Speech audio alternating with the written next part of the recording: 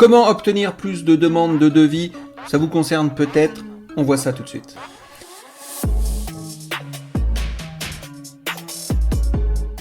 Et si vous avez envie d'avoir des bons outils pour commencer dans votre transition numérique sans galérer, je vous suggère de télécharger mon kit de démarrage qui contient énormément de ressources. Le lien est dans la description. Voilà, allez-y, foncez, c'est gratuit. Bienvenue dans le podcast de L-Web, c'est Pascal. Et donc aujourd'hui on va parler de comment obtenir plus de demandes de devis, comment réussir à avoir des devis rapidement. C'est un plan qui est en 4 étapes pour convaincre afin d'inciter à prendre contact ou tout simplement à vendre votre produit. Et ça va être hyper important. Je l'ai testé, c'est approuvé, ça marche. Alors, premièrement, dressez la liste des problèmes et des besoins, des frustrations de vos, on va dire, prospects ou clients si c'est déjà des clients, mais en tout cas de vos prospects. Ça va être hyper important.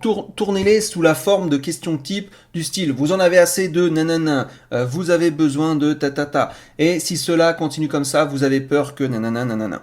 Ok. Donc là, on rentre vraiment dans la psychologie. C'est quelque chose de classique. Je le dis régulièrement dans mes vidéos, mais c'est ce qui marche. C'est que les gens, ils ont besoin de comprendre, en fait, de prendre conscience qu'ils ont un problème.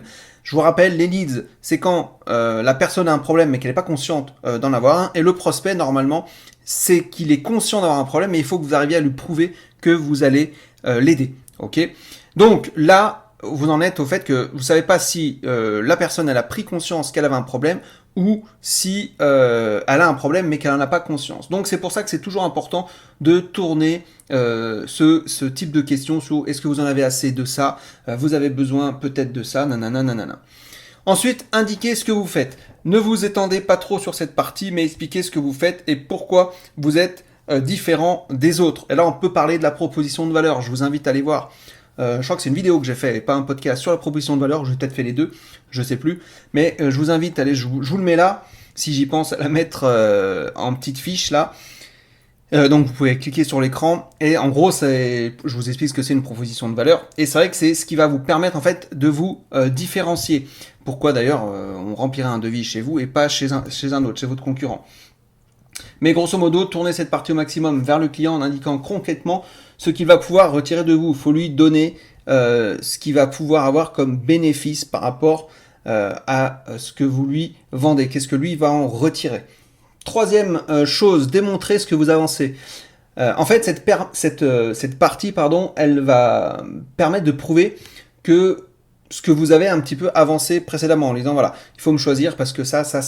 Ok, grâce à mon produit, vous allez réussir à mieux faire ça, vous allez mieux dormir, vous allez perdre du ventre, vous allez, prendre du muscle. Enfin voilà, vous allez l'aider donc à réussir quelque chose qui lui pose problème. Ok, donc vous allez résoudre ce problème. Donc en preuve, je sais pas, si vous êtes jardinier, je vais rester sur l'exemple du jardinier que j'ai pris dans un des autres podcasts, mais par exemple, prenez des photos de tous les jardins que vous avez fait. Si par exemple vous êtes charpentier, prenez les photos de tous les travaux que vous avez fait, toutes les charpentes que vous avez fait.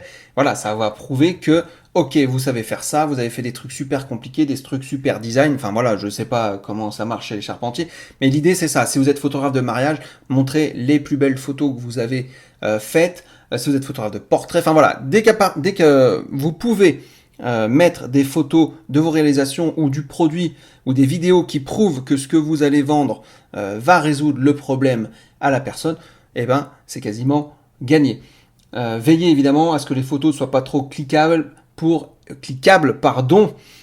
éviter de distraire l'internaute. Ok, le but c'est qu'il prenne contact avec vous, c'est pas qu'il se balade et puis à un moment donné il se barre et qu'il ait oublié d'aller faire son devis, d'accord ?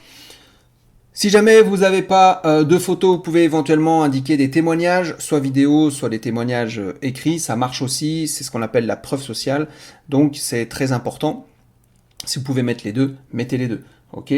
Vous pouvez également placer ici les logos des clients importants et connus que vous avez. Attention sur les logos, alors j'ai pas regardé si la loi avait changé, mais normalement vous devez demander l'autorisation à la personne à qui vous allez mettre le logo sur votre site, si vous avez le droit.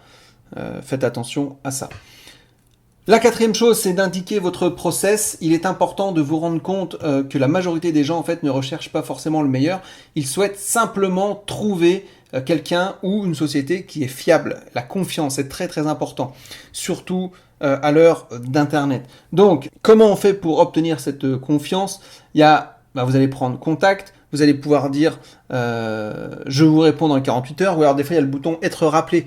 Il y a des petites options qui existent comme ça, prendre rendez-vous, etc. C'est des choses qui vont montrer que, ok, à partir du moment où cette personne a un problème, qu'elle veut rentrer en contact avec vous, vous êtes disponible. Vous n'allez pas lui dire laissez un devis et dans 3 mois je vous rappelle. Ok, laissez vos coordonnées, etc. Vous montrez que vous êtes hyper réactif. C'est très très important. Et ça va vous permettre en fait de dégager une image de professionnalisme et de fiabilité. Et ça rassure évidemment. Et en fait, c'est du bon sens parce que vous faites la même chose, vous, quand vous allez chercher des informations, quand vous allez chercher des produits chez quelqu'un. Vous faites exactement la même chose, d'accord? Vous êtes sensible à tout ça.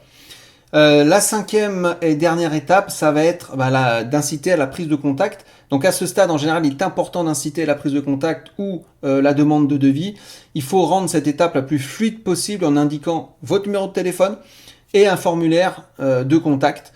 Et pas forcément un lien vers votre page de contact. Il faut tout de suite que la personne puisse laisser quelque chose, ses coordonnées, ou puisse vous appeler. D'accord? Maintenant, surtout quand on est sur les téléphones, il suffit de mettre un lien cliquable sur le téléphone et ça appuie, la personne sur son téléphone peut appuyer directement et vous appeler. C'est très très important de faire ça. Donc normalement, si vous avez respecté ces 5 étapes, ces 5 petites, on pourrait appeler ça les astuces si on veut, eh ben vous allez normalement avoir un petit peu plus de devis, en tout cas de demandes de devis. Donc je le répète, on a d'abord en fait adressé un message au problème, on a mis le doigt sur ce qui leur manque vraiment, d'accord? Vous avez prouvé que vous étiez bon, professionnel et fiable, et ensuite la prise de contact, elle vient naturellement. Évidemment, selon les métiers, il y a énormément de concurrence, mais à vous de vous démarquer en appliquant différentes techniques. Allez voir dans toutes les vidéos que j'ai fait, je vous explique 2-3 petites choses. Si ce podcast vous a plu, n'hésitez pas à mettre un pouce vers le haut. Mettez également la petite cloche là pour être au courant de toutes les vidéos et les podcasts qui sortent. Je le rappelle, une vidéo et un podcast par semaine qui tournent autour du web, où je vous donne quelques petites astuces pour améliorer votre activité sur le web. Alors, c'est pas nécessairement une activité où vous pouvez avoir un magasin et puis être également présent sur Internet, d'accord? Ça ne veut pas dire qu'il faut avoir une activité 100% web. On parle ici de la visibilité, de l'image que vous donnez, puisqu'aujourd'hui Internet est incontournable. Je vous invite également à aller voir dans ma playlist stratégie numérique. Il y a pas mal de vidéos qui parlent de la façon de gérer sa stratégie numérique. Et si vous voulez aller encore plus loin, j'ai évidemment les formations qui sont disponibles. Elles peuvent être prises en charge. Je le rappelle, je suis un organisme de formation qui est déclaré donc en France. Donc toutes les formations, enfin on va dire la plupart de mes formations, les grosses formations, peuvent être prises en charge. Donc n'hésitez pas à me contacter à ce sujet. Si ça vous intéresse, vous serez accompagné, etc. Et là, vous êtes sûr de réussir, on va dire, votre stratégie numérique, puisque vous ne perdrez pas du temps à faire des essais-erreurs.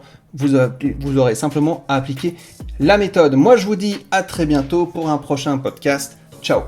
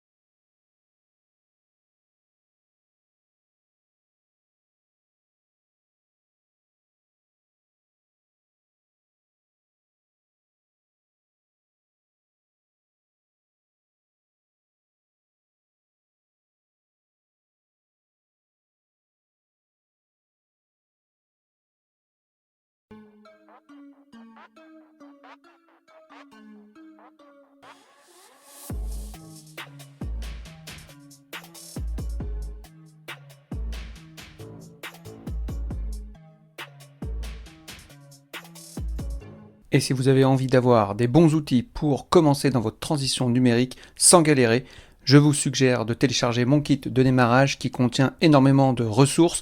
Le lien est dans la description. Voilà, allez-y, foncez, c'est gratuit.